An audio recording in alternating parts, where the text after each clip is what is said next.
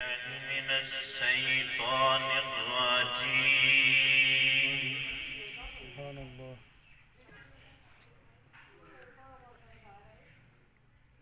بسم الله الرحمن الرحيم.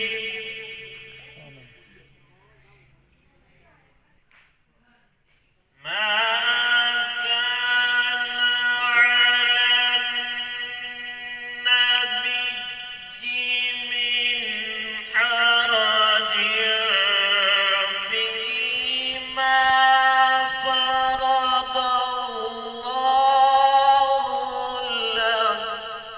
سبحان الله. سنة الله في الذين خلوا من قبل.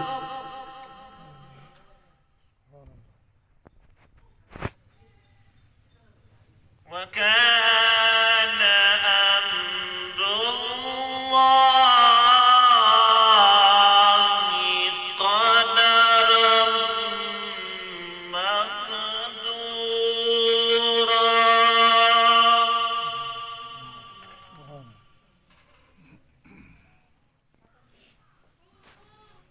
الذين يبلغون رسالات الله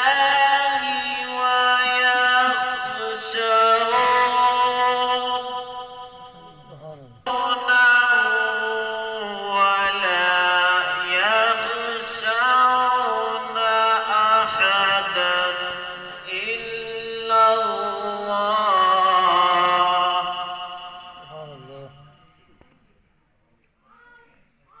وكفى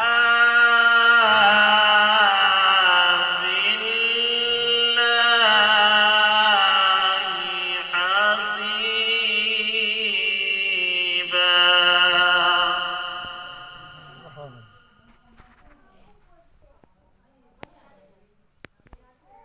ما كان محمد أبا أحد من رجالكم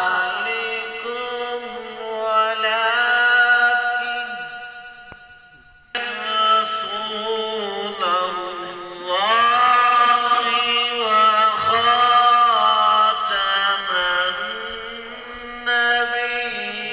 النبيين.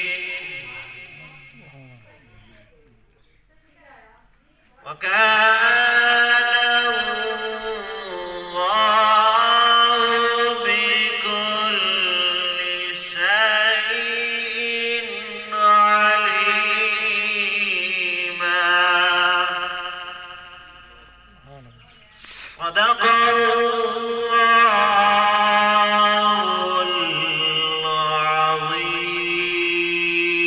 العظيم. تو پوجا من پوجا،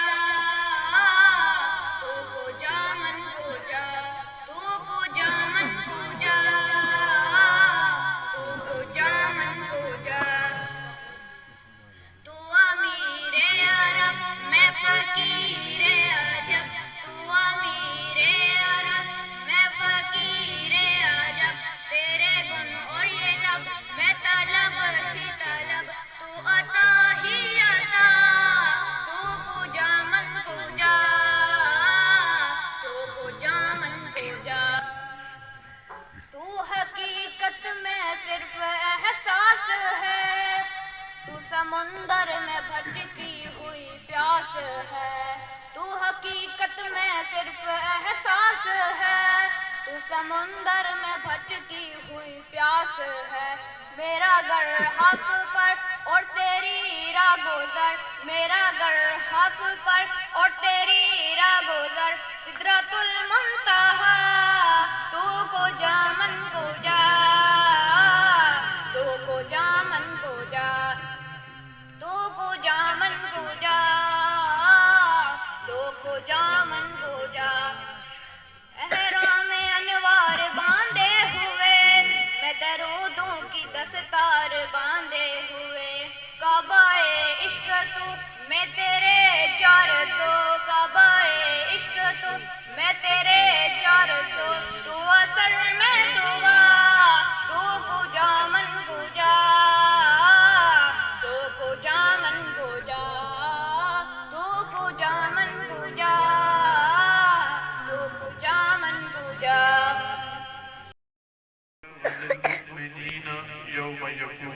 صاحب وسلموا تسلیما آواز بلند درود پاک پڑھیے الصلاۃ والسلام علیک یا سیدی یا رسول اللہ وعلی آلک وصحابک یا حبیب اللہ الصلاۃ والسلام علیک یا سیدی یا رسول اللہ وعلی آلک وصحابک یا حبیب اللہ درود پاک پڑھنے آواز پڑھنے جی آئیے تشریف وسیع جڑے پرانے بھی آئے مجھے احمد زندہ آباد زندہ آباد اس نبی آخر الزمان فخر کائنات صلی اللہ علیہ وسلم کی ذات پر درود پاک پڑھنے نا اللہ تبارک و تعالیٰ قرآن پاک میں اندر شاید فرمایا ان اللہ و ملائکتہ یصلون علی النبی یہ درود پاک ایک ایسا عمل ہے میں اور آپ صرف یہ نہیں درود پاک پڑھتے بلکہ اللہ تبارک و تعالیٰ کی ذات خود بھی اپنے سونے محبوب پر درود پاک پڑھتے اس لیے کوئی لب خاموش نہ رہے کہ جب ہم ختم وغیرہ کا پروگرام رکھتے ہیں تو سپارے تقسیم کیے جاتے ہیں کہ تُسوں نے کرو اتنے سپارے سے بھی پڑے ہوئے چاہیے یا رسول اللہ وسلم علیک یا حبیب اللہ نعرہ تکبیر نعرہ رسالت نعرہ حیدری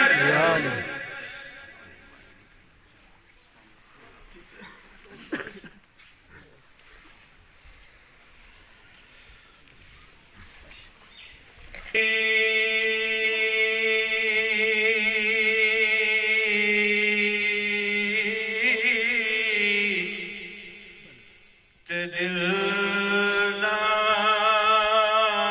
پھریا کی لینا تسبیحوں پڑھ کے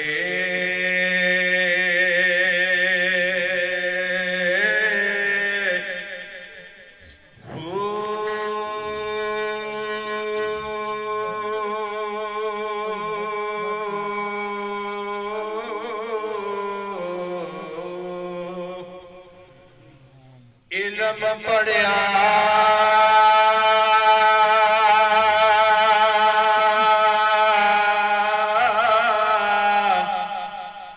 ادب نہ سکھیا کی لینا علم پڑھ کے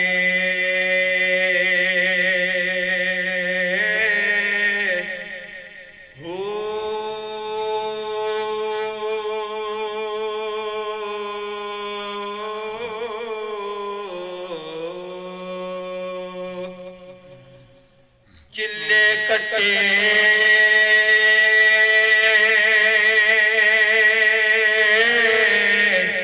کچھ نہ لبیا کی لینا چلیاں وڑ کے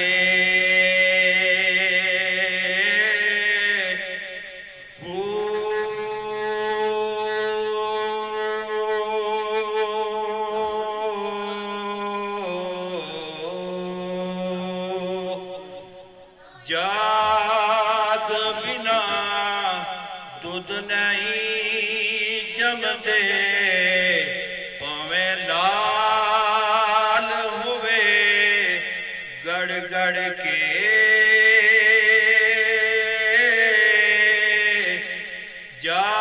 جاگ بنا دودھ نہیں جمدے پاویں لال ہوئے گڑ گڑ کے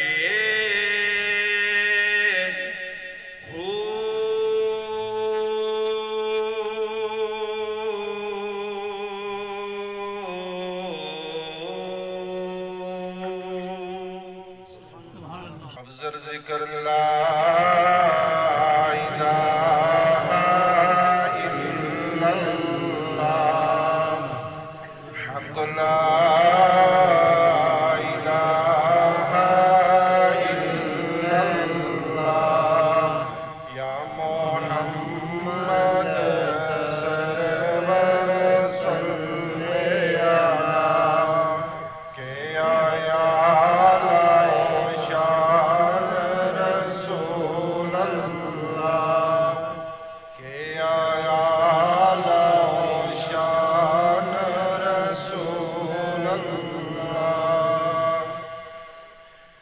ہے تو ٹر گئے جنگ جنگیرے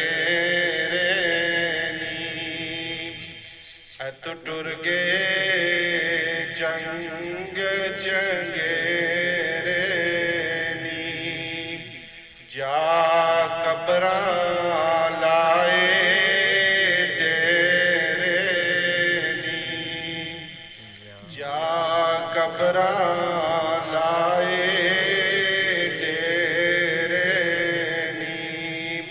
پھر نہ مڑ پائے تیرے حق لا الہ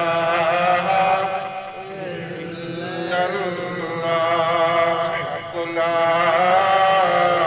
الہ الا اللہ یا محمد سرور صلی اللہ کہ آیا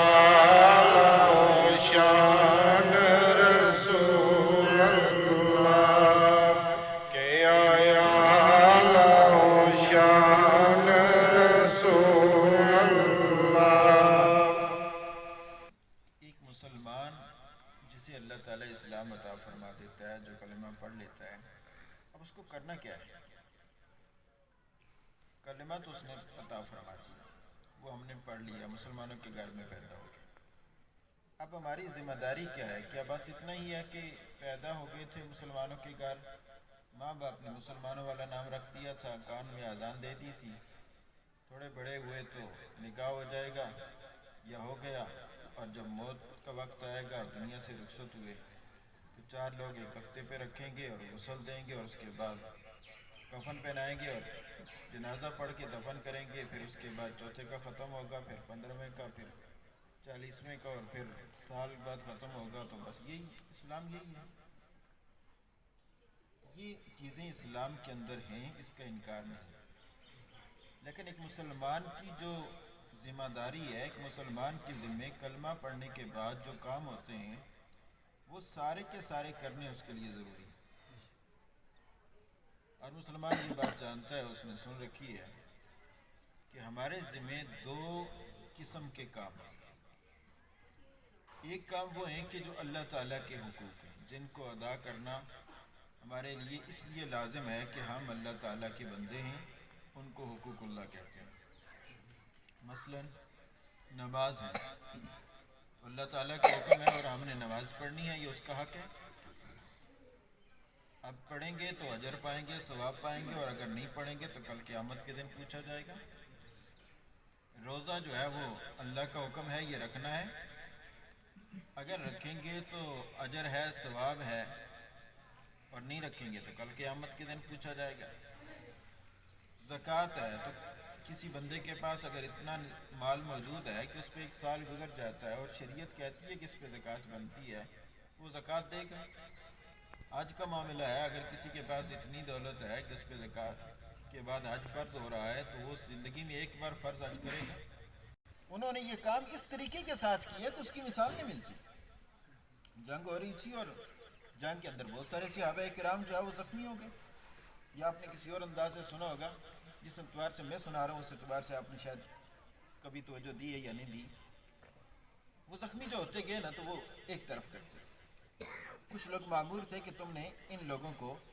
پٹی کرنی ہے ان کے زخم صاف کرنے ان کو پانی پلانا ہے جو خیال ان کا رکھنا ہے اب وہ جو 7 لوگ جو ہے نا وہ ایک طرف زخمی پڑے صحابہ کرام حالت یہ ہے کہ وہ نڈھال ہو چکے ہیں زخموں سے خون بہہ چکا ہے موت قریب ہے ایک ان میں سے بولتا ہے اور بول کے کہتا ہے آج پیاس لگی ہے مجھے اب وہ جو بندہ وہاں ان کی خدمت کے لیے تھا نا وہ کہیں دوڑ کے جاتا ہے ظاہر ہے میدان جنگ میں پانی کے انتظام اور اتنا جلدی اور جس کی حالت یہ ہو اس کے لیے آپ خود سمجھ سکتے ہیں کتنا مشکل ہے وہ کہیں سے پانی کا انتظام کرتا ہے پانی جب لے کر اس بندے کے پاس آتا ہے جو زندگی اور موت کی جو ہے وہ کشمکش میں ہے تو قریب ہوتا ہے کہ وہ اسے پانی پلائے تو ساتھ جو دوسرا زخمی پڑا ہے وہ کہتا ہے آلات مجھے پیاس لگی ہے وہ پہلے والا جو ہے وہ کہتا ہے کہ نہیں پہلے اسے دے دو اس کو شاید زیادہ پیاس لگی ہوگی مجھے رہنے اپنی جان جا رہی ہے لیکن دوسرے کو کہہ دیتا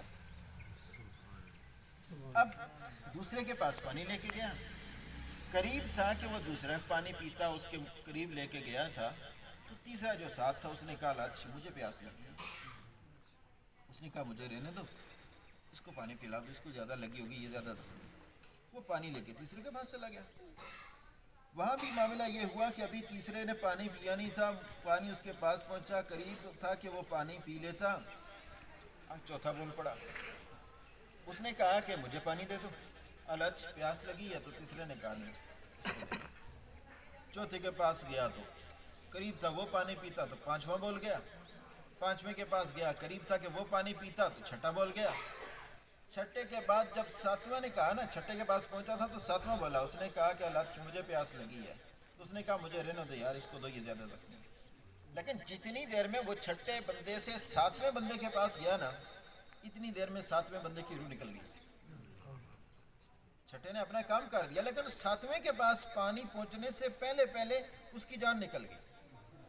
اب یہ جو پانی پلانے والے ہیں، یہ خود صحابی ہیں، وہ کہتے ہیں میرے ذہن میں خیال یہ آیا، یہ جو چھٹا ہے اس کو تو ابھی اس نے کہا ہے کہ ٹھیک اس کو پلا دو، لیکن وہ جو پہلا جس نے کہا تھا نا آگے لے جاؤ، اس کو پہلے پلانا چاہیے، کیونکہ اس کو دیر کافی گزر گئی ہے۔ تو دوڑ کے میں پہلے کے پاس گیا، لیکن جب پہلے کے پاس پہنچا نا، تو میرے پہنچنے سے پہلے وہ شہید ہو چکا تھا۔ میں دوڑا دوسرے کے پاس، میں نے کہا چلو یہ تو شہید ہو گیا، اس دوسرے کو پلا دوں، دوسرے کے پاس پہنچا وہ بھی شہید ہو گیا تھا، تیسرے کے پاس گیا وہ بھی شہید ہو گیا، یہاں تک کہ چھٹے کے پاس پہنچا وہ بھی شہید ہو گیا، ساتواں تو پہلے شہید ہو گیا تھا۔ اب وہ پانی ہے، اور اس پانی کو اگر وہ پہلا پی بھی لیتا تو اس کے لیے کوئی گناہ نہیں تھا، کوئی حق نہیں مارتا کسی کا، اس کو ضرورت ہے۔ لیکن نبی پاک صلی اللہ علیہ وسلم نے جو زندگی کے اصول سکھائے، جو نبی پاک صلی اللہ علیہ وسلم نے حقوق العباد کا درس دیا ہے، وہ ان لوگوں نے وہاں بھی اس کو جو ہے نا وہ کر کے دکھایا کہ جان جا رہی ہے، پانی موجود ہے، لیکن ایک کہتا ہے دوسرے کو دے دو، دوسرا کہتا ہے دوسرے کو دے دو، اور اس بات پہ ساتھ کے ساتھ جو ہے وہ جانیں چلی جاتی ہیں، لیکن پانی پھر بھی بچا رہتا ہے۔ یہ ہے کہ جان بچانے کا دوسرا معنی، یعنی جو عمل میں کر رہا ہوں، یہ چار چیزیں اس پہ جو ہے وہ موجود ہیں۔ پہلی چیز، ہر بندے کے ساتھ اس نے فرشتے لگا کے رکھے ہیں، جن کو کرامن کاتبین کہتے ہیں، جو 2 دن کے وقت ہوتے ہیں، 2 رات کے وقت ہوتے ہیں۔ جس دن سے بندہ بالغ ہوتا ہے اس دن سے وہ بندے کے ساتھ ان کی ڈیوٹی شروع ہو جاتی ہے، مرتے دم تک وہ ساتھ رہتے ہیں۔ دن والے صبح کی نماز پہ آتے ہیں، عصر پہ جاتے ہیں، اور رات والے عصر کو آتے ہیں، صبح کی نماز پہ جاتے ہیں۔ دائیں جانب والا نیکیاں لکھتا ہے، بائیں جانب والا جو ہے وہ گناہ لکھتا ہے۔ اب یہ جو 4 فرشتے ہیں یہ قیامت کے دن گواہی دیں گے، ایک۔ دوسرا، وہ جو نامہ اعمال لکھ رہے ہیں وہ لکھا ہوا کل قیامت کے دن پیش ہوگا، دوسری چیز۔ تیسرا، بندہ جہاں نیکی کرتا ہے وہ جگہ قیامت کے دن بول کر بتائے کہ اس نے یہاں نیکی کی، اور وہ جگہ کہ جہاں بندہ گناہ کرتا ہے وہ قیامت کے دن بول کے بتائے گا کہ یہ بندہ یہاں اس نے یہ گناہ کیا تھا۔ اور پانچواں حال یہ ہوگا کہ انسان کے اعضاء وہ خود بولیں گے، الیوم نختم علی افواہہم، منہ پہ جو ہے نا وہ مہر لگا دی جائے گی۔ دنیا میں تو ہم زبان سے سب کچھ کرتے ہیں نا، جو جس کی زبان جتنی تیز چلتی ہے وہ اتنا اپنا دفاع کر لیتا ہے، اور جو بیچارہ بول نہ سکے اس کو ہم صحیح سمجھتے ہیں، کہتے ہیں یہ بول ہی نہیں سکتا، چھوڑو اس کو، کیا اس کو دبا لو، ٹھیک ہے۔ جو زبان زیادہ چلاتا ہے تو وہ ٹھیک ہے، محفوظ ہے۔ وہاں کیا ہوگا؟ فرمایا اس کا ہم وہاں اس کا اہتمام کریں گے، الیوم نختم علی افواہہم، ہم اس دن تمہارے منہ پر موریں لگا دیں گے۔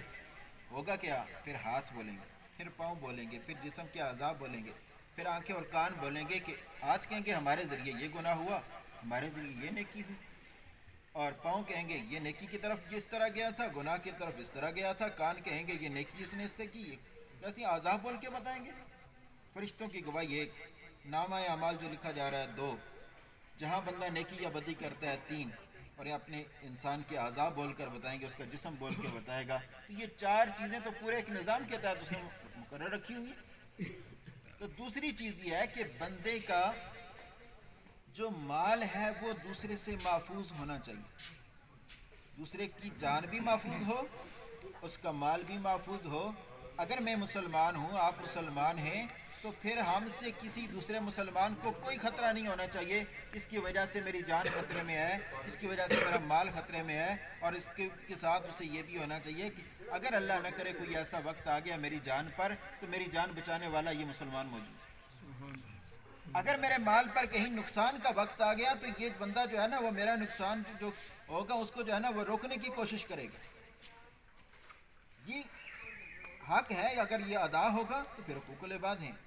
تیسری چیز کہ بندے کی عزت جو ہے وہ انسان کو پیاری ہوتی ہے، اور اس میں یہ ہے کہ ایک مسلمان دوسرے مسلمان کی عزت جو ہے اس کی حفاظت کرے، یعنی اس کی عزت کو مجروح نہ کرے. ہمارے ہاں جو چیزیں برائیاں ہیں ان میں جھوٹ ہے، ان میں چغلی ہے، ان میں غیبت ہے، ان میں حسد، کینہ، یہ جتنی چیزیں ہیں لوگوں کی عزتیں اچھالی جاتی ہیں، یہ سارے یہی معاملہ. کون سی مجلس ہے جہاں کسی بندے کی غیبت نہیں ہوتی؟ کون سی جگہ ہے جہاں چغلی نہیں ہوتی؟ اللہ کی غیبت اتنا بڑا گناہ ہے کہ قرآن مقدس میں اللہ پاک نے ارشاد فرمایا کہ وَلَا يَغْتَبْ بَعْضُكُمْ بَعْضًا، تم میں سے کوئی کسی دوسرے کی غیبت نہ کرے. غیبت یہ ہوتی ہے کہ کسی بندے کے غیر موجودگی میں جب وہ نہ ہو آپ اس کی کوئی ایسی بات کریں جس بات کو اگر وہ سنے تو پھر اس کو تکلیف ہو، اس کی عزت جائے، اس کو نقصان ہو، اس کا دل دکھے. فرمایا وَلَا يَغْتَبْ بَعْضُكُمْ بَعْضًا، تم میں سے کوئی کسی کی غیبت نہ کرے. أَيُحِبُّ أَحَدُكُمْ أَن يَأْكُلَ لَحْمَ أَخِيهِ، کیا تم میں سے کوئی یہ پسند کرتا ہے کہ وہ اپنے مردہ بھائی کا گوشت کھائے؟ جہاں سارا معاشرہ ہی چغلی پہ چل رہا ہے. ہمارے ہاں مذہب سے لے کر سیاست، حکومت، اقتدار، جو کچھ ہے یہ سارا محکمہ جو ہے نا وہ چغلیوں. دین کی اصل اگلی نسل تک پہنچائی نہیں. ہم یہاں یہ دیوار کھڑی کرنا چاہتے ہیں کہ ہمارا یہ جو دین ہے یہ یہاں تک تھا، بس اس سے آگے یہ قوم جو ہے نا وہ جہاں مرضی آئے جائے، اس کے لیے کوئی قانون نہیں ہے. بندہ عبادت اس طرح کرے جس طرح اللہ اور اس کے رسول کا حکم ہے. بندہ لین دین خرید زندگی کے جتنے معاملات ہیں یہ اس طرح کے ہونے چاہیے جس طرح اللہ رسول کا حکم ہے. اور بندے کی معاشرت جو ہے، ہمارا جو معاشرہ ہے، اس معاشرے میں اٹھنا بیٹھنا، آنا جانا، خوشی غمی، جو کچھ بھی ہو یہ اس طریقے کے مطابق ہو، اللہ اور اس کے رسول کے طریقے کے مطابق ہے. اور ہمارا اخلاق اس طرح کا ہونا چاہیے جو اللہ اور اس کے رسول کے طریقے کے مطابق ہے. اگر یہ چیز میری زندگی میں ہے تو پھر میں مسلمان ہوں، ورنہ نام مسلمانوں کا ہے، ٹائٹل مسلمانوں کا ہے. اندر جو معاملہ ہے وہ سب کے سامنے ہے. اور یہ کب قیامت کے دن جب پوچھا جائے گا فَمَن يَعْمَلْ مِثْقَالَ ذَرَّةٍ خَيْرٍ يَرَهُ وَمَن يَعْمَلْ مِثْقَالَ ذَرَّةٍ شَرٍّ يَرَهُ، نہ آپ کو چھوڑا جائے گا نہ مجھے چھوڑا جائے گا. عہدے، طاقت، اقتدار، شہرت سب کچھ یہاں رہ جاتی ہے. وہاں اگر ہے تو اعمال کا حساب دینا، اور بڑا سخت حساب. اس لیے بحیثیت مسلمان مجھے اور آپ کو یہ سوچنا ہے کہ کہیں ہم غلط راستے پہ تو نہیں جائیں. اگر جا رہے ہیں تو فوری طور پر اللہ کا شکر ہے کہ ہمارے پاس ابھی توبہ کا وقت ہے. کتنے لوگ ہیں کہ جو ہم سے پہلے تھے اور آج ان کی قبریں بن گئی، اب ان کے پاس کوئی موقع نہیں. چیخیں چلائیں جو مرضی کریں، کچھ بھی نہیں کر سکتے. وہ موت کا فرشتہ سامنے آ جائے توبہ کے دروازہ بند ہے.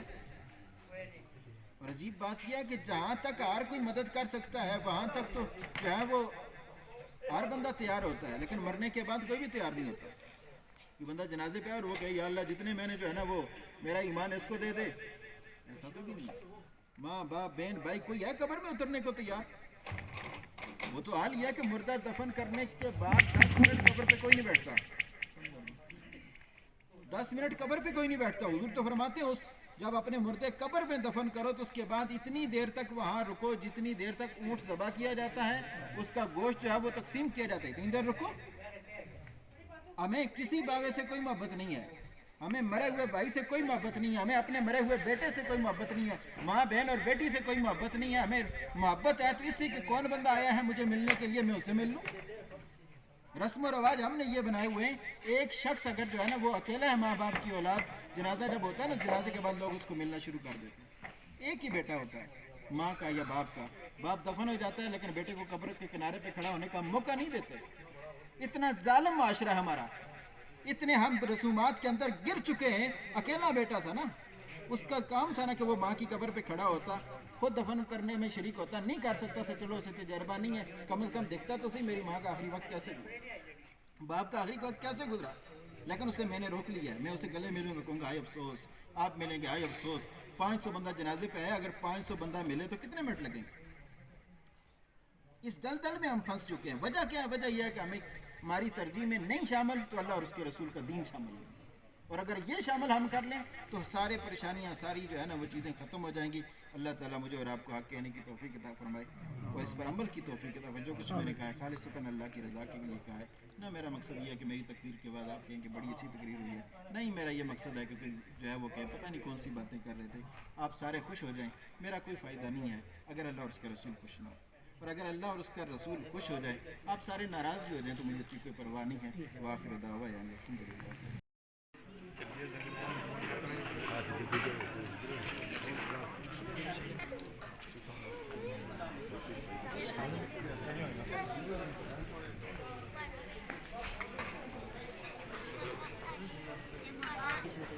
جانے